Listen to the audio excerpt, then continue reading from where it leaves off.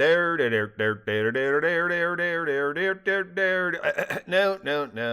that's wrong. Dixie Diamonds, 87. Cooktown, Coral Sea, 5:07 p.m. Arriving at the Cooktown Library, Karen and Paul rode up the handicapped ramp directly to the library's front door and dismounted from their hybrid bicycles. "Let me hit the alarm," Karen said before unlocking the door and scurrying inside while Paul waited outside. She returned, having deactivated the alarm, and held the door open for Paul, who rolled first his bicycle in, set it on its kickstand, then did the same with hers, while Karen relocked the front door. "Right then," she said to Paul, before adding, "Balloony, Paul and I are in the library. How long before you arrive?" "I'm almost ashore," Balloony replied, "so another 10 minutes or so." "Right," Karen said. "I'll boot the computer so it's ready when you get here. Holler when you get close, and then you can hook us all to Rosier and Joey, and we can get everything prepared. I've got the door locked, so we'll need to let you in, dear."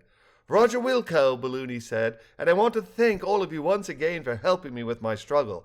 You and the Bordens have literally restored my faith in human beings. Thank you." "Roger Wilco means, I have heard, I will comply." "Tut, tut," Karen said. "You're completely welcome, and you just ran into a bum lot with that Brentsy. I assure you most of us do care, and are not psychopaths who wish to rule the world."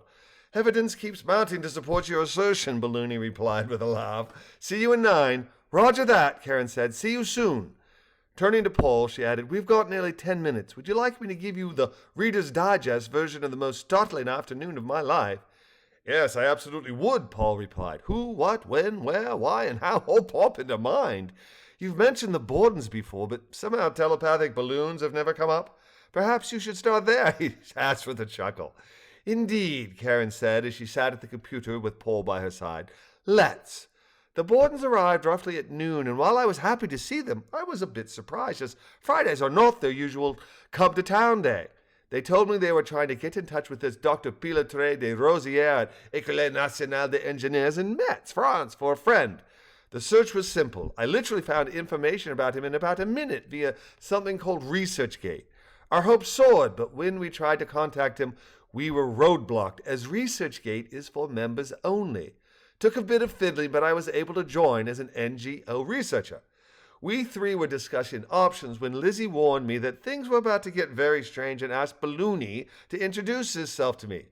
The next thing I know, Balloony is talking inside my head. It's fortunate I didn't fall off my chair. Liz had warned me that I might be shocked, but really, having never had anyone speak to me telepathically, I was overwhelmed, but Balloony soon won me over.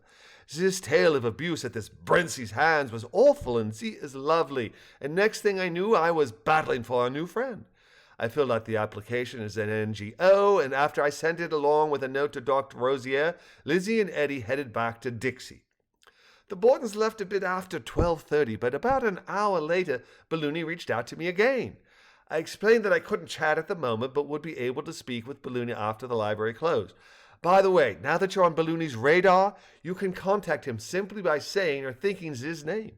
Another amazing and useful reward that we get simply by being proper humans, that. Around 2:30, I reached out to Balloony and told him I could chat now, and Z said Z'd gather for the others. Well, I was shocked once again.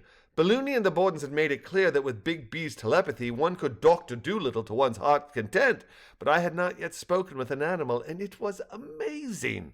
I had conversations with Cheeky and Mama Pie along with Jerald, just as if I were talking to anyone, something I never dreamed could happen. Dr. Doolittle is a character created by Hugh Lofting in 1920 who has the ability to talk with animals. Anyway, she continued, bobbling her head back and forth in a self-deprecating way, I gave permission for Balloony to take over my fingers, and we typed up a long email to Rosier, which we sent. Rosier's answer arrived an hour later, and with its arrival, we were ecstatic to confirm that Rosier was alive. Self-deprecating. Adjective, modest about or critical of oneself, especially humorously so. Oh, right, Rosier. As you've experienced, Balloony's telepathy is mind-boggling, and though Z had been trying to contact Rosier telepathically for the better part of a year, Z had zero success, which made Zal wonder if Brentsy had murdered him. So we were elated to receive an email from the good doctor. Our joy, however, immediately turned to sorrow when we read Rosier's reply. His response was completely disappointing. Rosier politely told us to go fly a kite, and in no uncertain terms said not to contact him again. Balloony refused to be thwarted, and we, of course, did contact him again. Balloony dictated a long and passionate email that I typed. One of the Bordens suggested we include phone numbers in hopes that by speaking with Rosier, we might be able to explain far better and far faster than using email. I added their number as well as ours, along with a plea to please call us, and then hit send. Thwarted. Verb, past tense. Thwarted, past participle. Thwarted, prevents someone from accomplishing something. Rosier responded via email within half an hour, and his response was emphatic. Emphatic to the point of threatening me with arrest if I contacted him again. That was the email, but Rosier followed the email with a phone call. Emphatic, adjective, showing or giving emphasis, expressing something forcibly and clearly. Rosier spoke quickly, and what he said was full of cloak and dagger. He provided me with another number and told me to call it.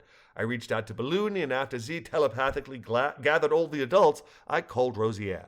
Balloony could not have been more excited than Z was to speak with him, but we soon learned that while Rosier had survived Brentsy's attack, the part of his brain that allows for telepathy was damaged. He could hear and speak and think, but Balloony couldn't talk to him directly. Balloony spoke through me to Rosier, and we were able to convince him to help us. It was a bit after 4:30 when we had that second call, and Balloony was able to speak to Rosier through his young friend Jerald.